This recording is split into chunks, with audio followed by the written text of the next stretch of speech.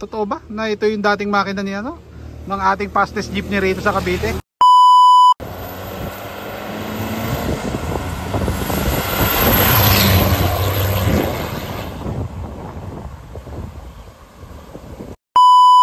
Yo, what's up mga ka-jeep trip at mga ka-jeepers? Magandang araw sa inyong lahat. Ngayong araw ay narito tayo ngayon sa Alfonso, Cavite para i-feature ang isa sa mga lumang jeepney pero small but terrible kung tawagin. Pero bago tayo magsimula, siguraduhin nakasubscribe ka muna sa ating YouTube channel at syempre pakipindot na rin ang notification bell para updated kayong lahat sa latest jeepney videos natin. Kaya tara, samahan nyo akong kilalanin si Boss John Gabriel, ang may-ari ng Hanika Jeepney. Okay, ayan, syempre. So magandang araw sa inyong lahat. Syempre kasama naman natin si Boss John Gabriel. Si Tokayo ko to kapangalan ko rin. Ayan, si Boss John Gab ang owner nitong small but terrible na napakalit na jeep pero napakatulin. Ayan. Boss, kwento mo naman kami about sa unit na to. Saan pala gawa to? Bali boss sa tabing, pamana pa ng mga lolo, nagpasa-pasa lang. Ah, ganon? So tabing motors, ilang years na sa kanila to, boss? 48 sabi ng lola. 48. No, so ito is parang jeep ng buong angkan. Kumbaga, kanino-nunuan mo pa, no? Ayan. So, ano sir, no way back noon, pinagawa nila talaga kay tabing to? Bali, assemble talaga po. Assemble talaga kay tabing, no? Ayan. So, sir, makina pala nito noon na kay tabing pa.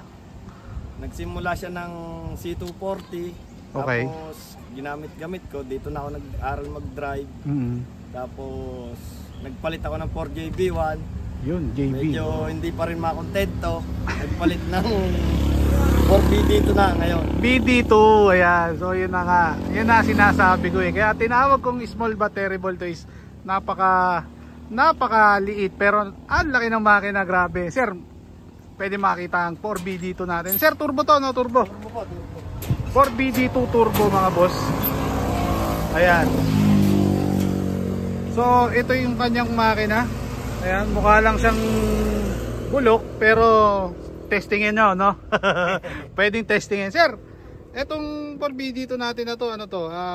Built-in na yung turbo niya. Built-in po. Hindi siya converted, no? Hindi po. Ayan, so Japan Surplus. Ang totoo ba na ito yung dating makina niya, no? Ng ating fastest jeepney rito sa Cavite? Hindi po. Iba. Bali, nagbuo po kami ng talagang purong BD2, ayan. So kumbaga fake news yung sinasabi nilang makina daw to ng sutil, no? Hindi po. Fake news, ayan. Sir, sutil po tumatakbo pa din at talagang napakatuloy pa rin. Ayun. Sir, ano mga ang transmission natin gamit dito? Number 4, high and low. Naka-high and low. 5 speed lang, no? Ayan, so ito yung kanya radiator. And then may ano dito, sir? Intercooler. So nandito na siya sa labas. Sir, sino pala nagme-mekaniko sa atin? Siyempre, ang ating idol, Boss Perdi. Boss Perdi, no? Ng Team Sutil, no? Ayan. So, ito yung ano nila. Ito yung intercooler. Siyempre, may mga kabayo pa. Ayan, no? Ito, sir, parang ginawa mo yung spinner remodel para ano na lang, no? Merong perang konti, papagawa natin ng kung anong gusto. Ayun. So, ito no? Nakasaraw bumper. Tapos, ayan. Dagdag konting accessories para medyo pumogi lang, no? Ayan. Pero, ano pala, nagamit natin? Naka D5 po, sir. D5, no? Ayan. So dumako naman tayo rito sa mags nila na ito is limbo, sir. Ito na yung mags niya noon pa, nang nasa tabing pa. Opo. Ayan na. So 48 years na rin to. 48 years na rin, mga boss. So ito yung stock niya na mags, mga boss. Ayan. Sir, ito mga ganito, fabricated na lang ba to? Fabricated na lang. Kasi yung mga original UP na yung mga lumang takip. Yung lumang takip. Yan yung pinaka-takip ng limbos niya, no? Tapos nilagyan na lang ng spinner. Opo. Ayan, okay. So, dumako naman tayo rito sa kanilang interior, mga boss. Okay, ito yung kanilang interior, mga boss. Ayan. Uy, naka-headboard, oh. Boss Dante. Ito is gawa ni Boss Dante, no? Ayan. So, ilang seater pala tong ating jeepney na to, boss? 6-seater po. 6-seater, no? Tapos, pinaano na lang natin yung upholstery. Ayan. Pinabago na lang din natin yung upholstery. Pero ang original nito, ang kwento mo sa akin is yung may sulat pa, no? May mga sulat pa ng pangalan ng buong pamilya. Ayun. So nandito, pero pinatanggal na, no?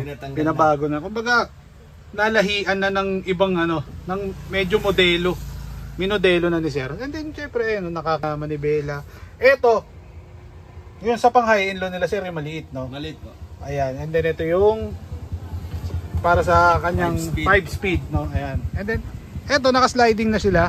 At kitang-kita rin din syempre mga boss yung detalye way back noon, no? So ito mga ganitong design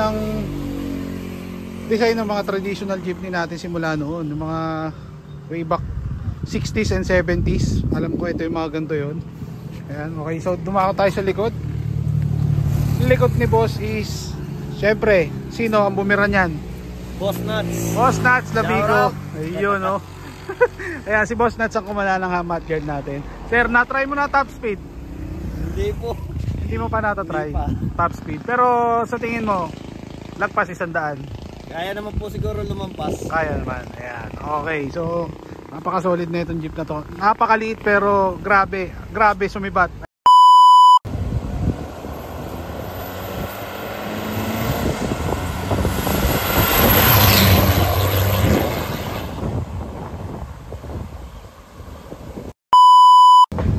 Okay, sir, shoutouts. Baka may mga babatiin tayo. Salamat sa mga tumutulong sa atin dyan.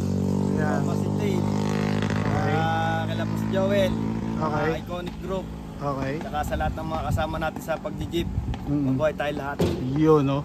And then, sa mga gustong, halimbawa sir, gusto magpaset ng makina, pwede ba? Pwede tayo boss kay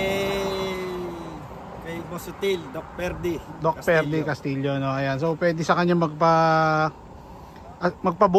ng mga, pwedeng panlaro o pwedeng pan-daily, no? Pan-daily, converted. Ayun. So, DM nyo lang si Boss Elo Castillo. ayun. So, sir, maraming salamat. At baka may mga iba pa tayong pahabol na babatiin. Okay na. Okay na. Mabuhay All tayong good. lahat. O sir, Gusto maraming natin. salamat po. Okay. So, ayun. Napuntahan na natin ang tarima ng isa sa mga matutulin at matitigas na jeepney rito sa Alfonso, Cavite. Alfonso ba sir o Magallanes? Alfonso, Cavite. Maraming salamat.